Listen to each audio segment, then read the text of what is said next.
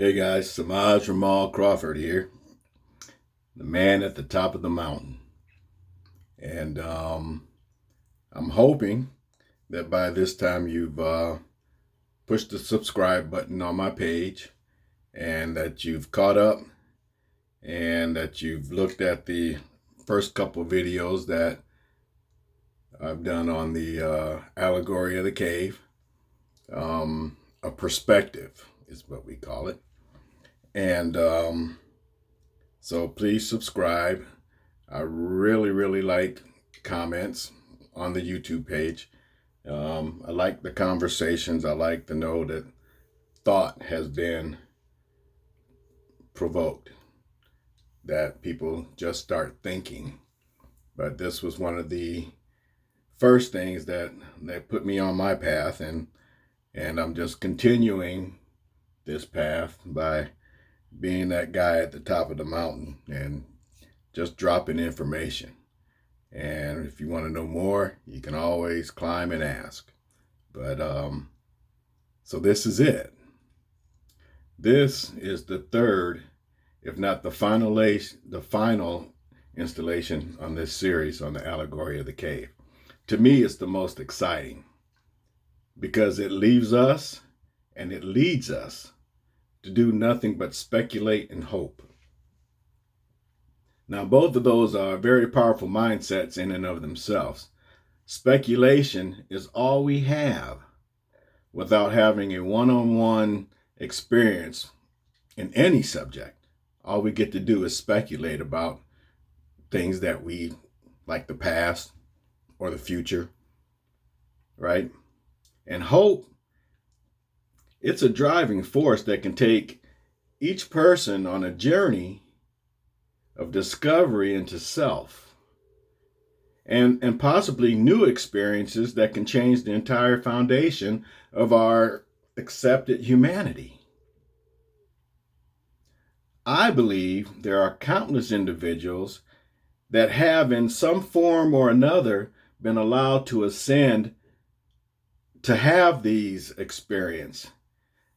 And we just haven't been able to open ourselves up spiritually enough to understand it. So we're going to go back to the cave, and you're going to have to back up to the first two videos to understand where we are for the time being. But we're going to take a look at our it was this guy here, this slightly enlightened person from the other side of the wall. And this person could be one of those people that, have had the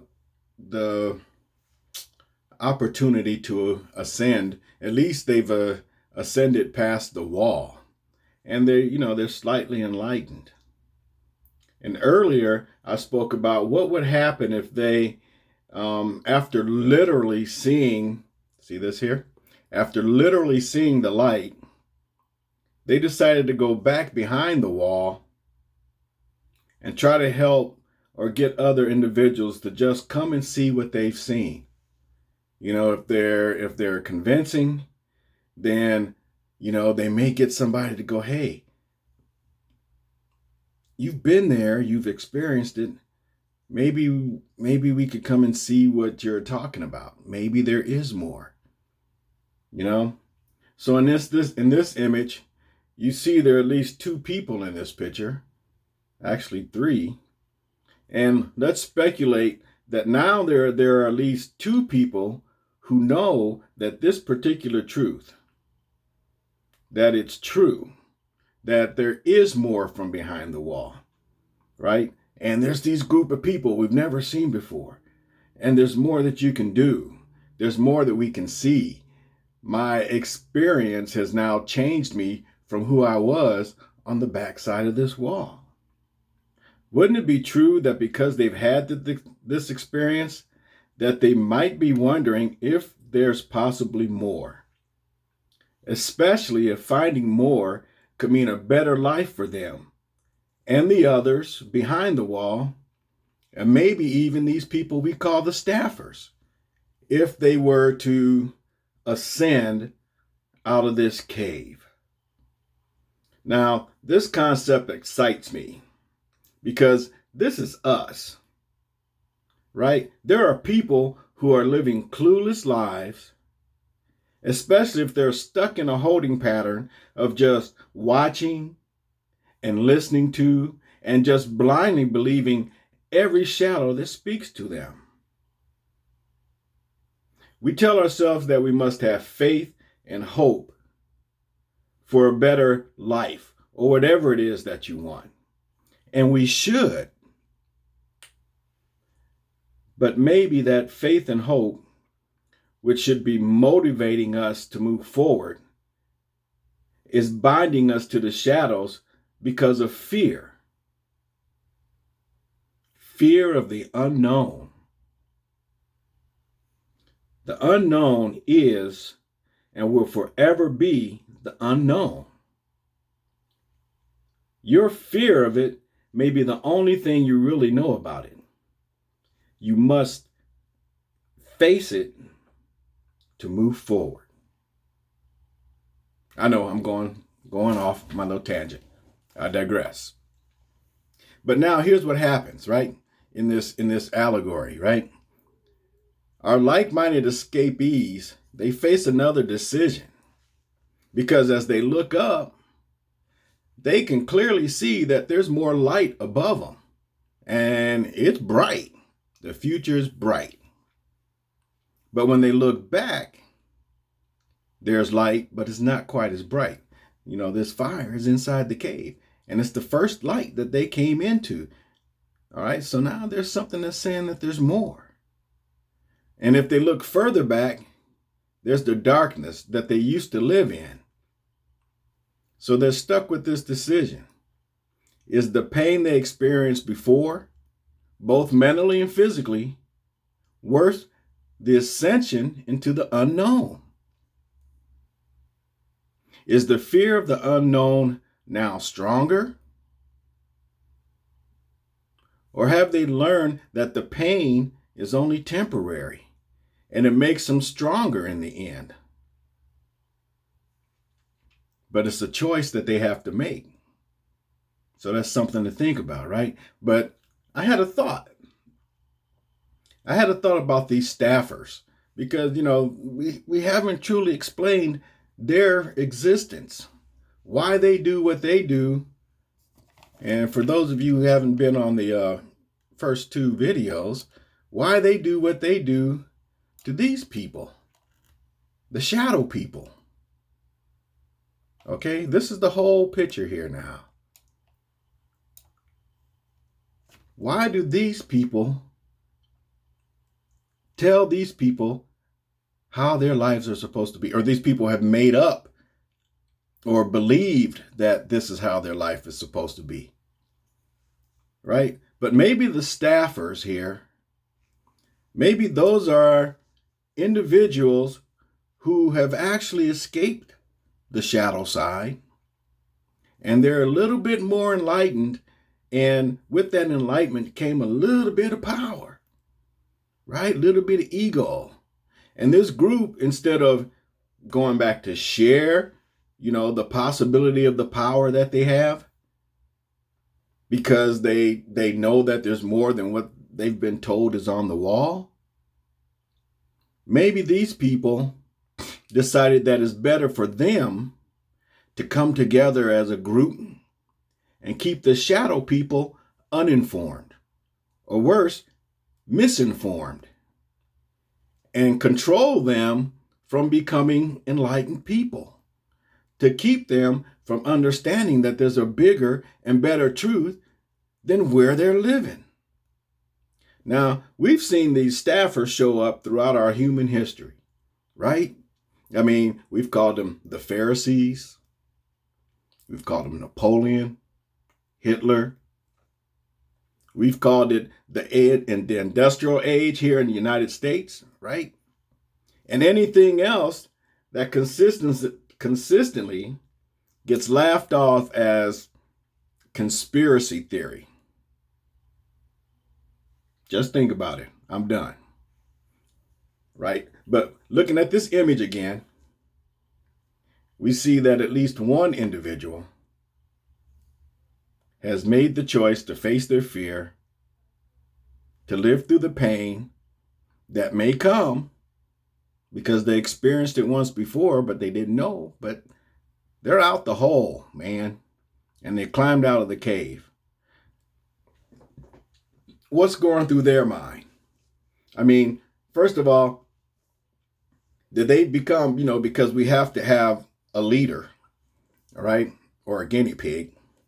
Did they become the leader of this group of people? And they said, hey, dude, you're the one that's got to go out, right? Were they the chosen one, chosen by the group to be the guinea pig? Or maybe the defiant one that says, no, look, I know the truth. I'm not going to become one of these staffers, and I'm not going to tell people that there's not something bigger. I'm going to get out of the cave. They're just the one that had to know. And so now this person knows. This person has gone beyond anywhere anyone else has gone. Now, another choice. Are they going to go back? When you know that there's something better, and you know that going back, and even though you know it's the truth because you've experienced it. See, he's got a truth that these two haven't even experienced yet. These two and these guys, the staffers, they have an experience, something that you can't take away. You can deny it, but you can't take it away, that there's something better than sitting here and living the life that they told you you had to live.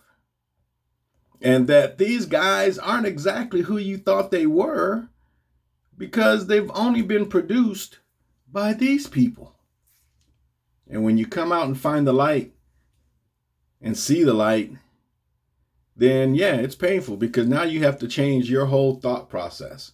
You have to change your whole belief system because your belief system was given to you. You didn't even get to choose it initially. So now this person is like, okay, do I go back? Do I face those people? Do I possibly get put in a mental institution because I'm telling them about trees, right? I'm telling them about there are birds that fly. There are people that wear different clothes. They could be aliens. I won't go there. All right. But maybe instead of climbing out, here's what they decided to do. I know it's a cave. I know they can't leave. So I'm just going to yell down to them every now and then and wait for the next person to come out. And that gave me a thought, right? That maybe when we looked at video 1 and we were talking about the shadow people, maybe that's the voice. That voice that the original kid heard was actually someone who was on the wall, escaped the wall, saw more light and climbed out of the cave, but they're not going back. Isn't that profound? Hey, walk into the light. There's more beyond the light. You can live. You can do it. And it's crazy to think that every time that voice went on, everybody in the cave could hear it. But only a few would respond. Like I said in the beginning, this is us right now, as described in 360 BC. The difference is now we know more, have seen more, have experienced more. More people have climbed out of the cave. And many have been calling down, there's more. Hell, now they even send pictures. And personally, I believe one even came back a long time ago and ascended again. But before he left, he downloaded a voice amplifier and put it inside each and every one of us and called it spirit. So now we don't even just hear the voice, we can feel it moving inside, and it drives us. And still, we hear that voice.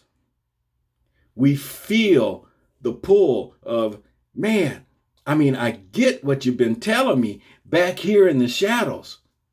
And maybe you're only spoon feed me just enough to keep me trapped in my shadows, but not moving ahead to see if there's more.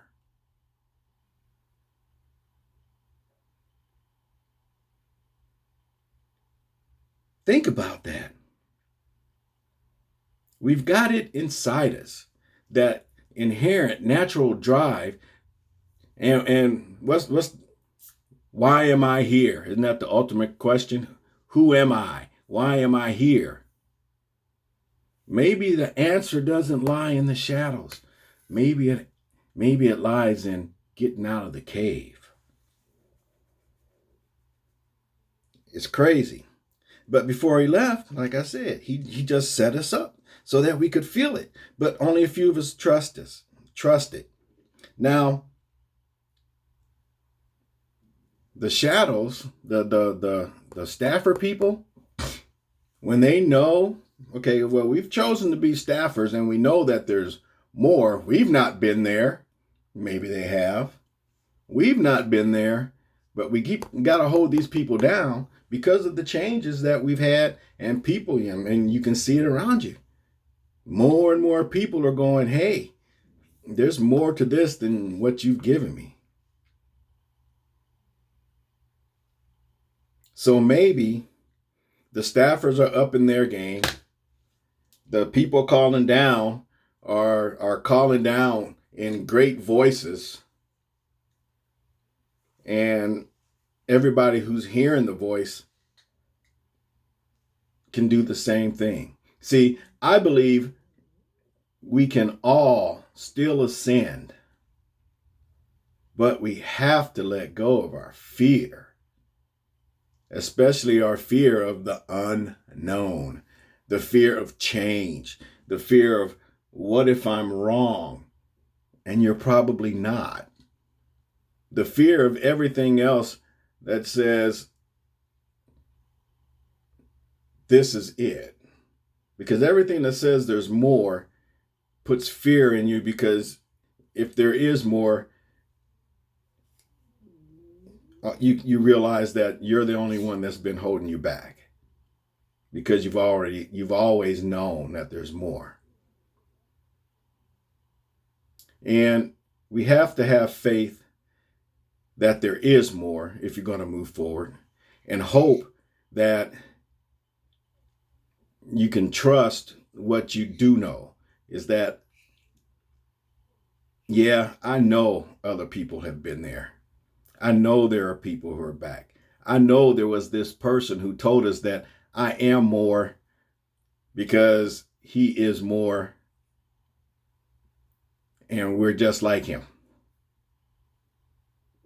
And we have to be able to say, what if? But not say what if for the sake of speculation, but say what if with a purpose, with a burning desire to go figure it out.